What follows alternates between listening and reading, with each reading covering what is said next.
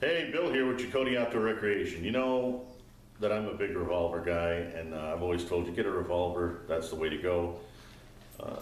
Semi-autos are pretty complicated, there's a lot that can go wrong, and I still hold to that. However, there is one exception.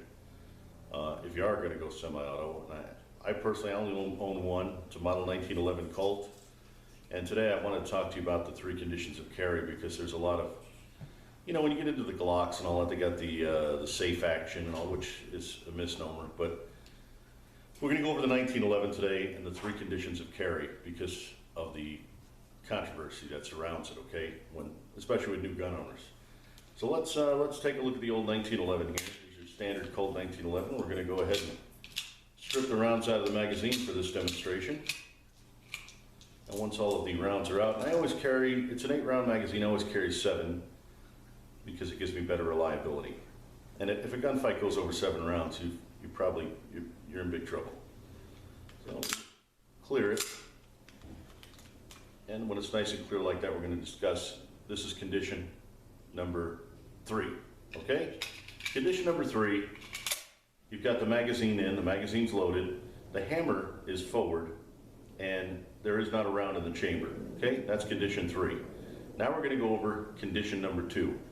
You have a magazine full of rounds and you don't have anything in the chamber, and so what happens is you're going to cock the weapon, and now it won't do it because there's not a round in there. So this is condition number 3, or this is condition number 2 that I'm showing you, okay? And condition number 2, you have a magazine in there, you have a round in the chamber, the hammer, you've let the hammer fall forward like this, so that to put the gun into battery for combat, all you need to do is cock the hammer back and begin firing. Cock the hammer back and begin firing, okay? There's also another way of doing condition number 2, and that's when you have the magazine loaded, you have the hammer forward, you don't have anything in the chamber. When you draw the weapon, you're going to do what's called an Israeli draw.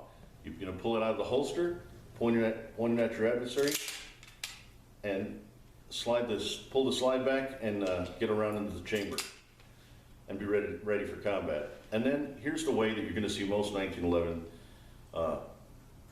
pistol carriers. This is the way you're most commonly going to see it. You're going to see a magazine in, and you're going to see the hammer back, and you're going to see the thumb safety engaged. The thumb safety engaged. And why is that? Because unlike other pistols that you encounter, the Colt has an interesting feature, and it's called this is the backstrap safety, okay? Right in here. If this is not depressed, and I'm going to give you an example, if that's not depressed, you cannot engage the weapon. You can't fire the weapon unless this backstrap is engaged. It's a safety feature, and it was designed for GIs who, the military was very adroit at using firearms. They were very adroit with rifles, but this was kind of new on the scene. And one of the features that they wanted was a damn good safety mechanism, and this is probably one of the finest. Without engaging that backstrap, this will not go, unless something's really, really wrong, which I've never seen it wrong. But this is how most people carry. They have the magazine full, there's a round in the chamber, and you're going to notice that the hammer's back, and this thumb safety is fully engaged.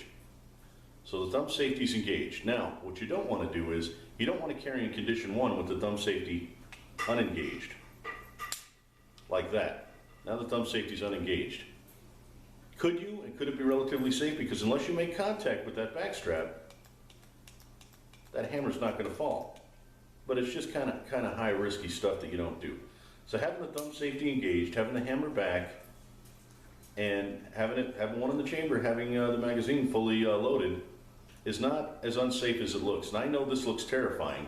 If you carried other semi-automatics and you see this, you're like, hey, this guy, his weapon's locked and cocked, he's ready to go.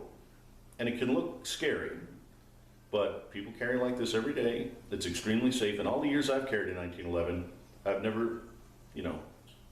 never seen it happen. I've seen these fall off of horses. People were riding, their horse gets spooked, bucked, this thing goes sliding down a hill, never had it fired, never. It just doesn't happen. So those are the three conditions to carry. if you're really concerned about it, or if you're new to semi-autos, I really suggest the condition number 2. It's just something that you can get a lot more comfortable with.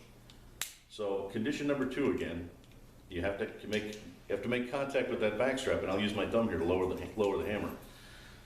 So again, condition number 2, you have a round in the chamber, you have the magazine loaded, and the hammer's forward. You don't have your thumb safety engaged or anything like that. And then you'll have to do these really draw, or if you don't have one in the chamber, you have to do these really draw. If you do, all you have to do is cock it back. But you can have a full magazine, nothing in the chamber, hammer forward. You can carry that way, and if you get good with the Israeli draw, you're going to pull the weapon out, and you're going to go. Now, when there's rounds in there, of course, it functions a little bit differently. And then you're ready to engage. So those are the 3 conditions of carry. Semi-autos are pretty complicated. You got to kind of know what you're doing. There's a lot of room for mistake. There's a lot of room for error with a semi-auto, and a lot of malfunction problems that can take place. So again, that's why I carry the 1911. Proven in 2 world wars, great gun, certainly adequate firepower. This ends the argument right here. And that's the 3 ways of doing it. If you're in a potentially dangerous situation, maybe you're not in the best area, or you're anticipating trouble, then by all means, condition number 1, go for it. It's a good, safe way to carry a 1911. No other semi-auto would I recommend that with. You'd have to be out of your mind. But the 1911 and the 1911 variants, they're meant to be carried like this. They're meant to be carried locked and cocked. So don't shy away from that locked and cocked thing, because it's pretty darn quick. That thumb safety doesn't take long to do that. To pull it, do that, and be ready to go. All right, until the next time I see you, this is Bill with Chacote Outdoor Recreation. You stay safe, stay warm, keep yourself free.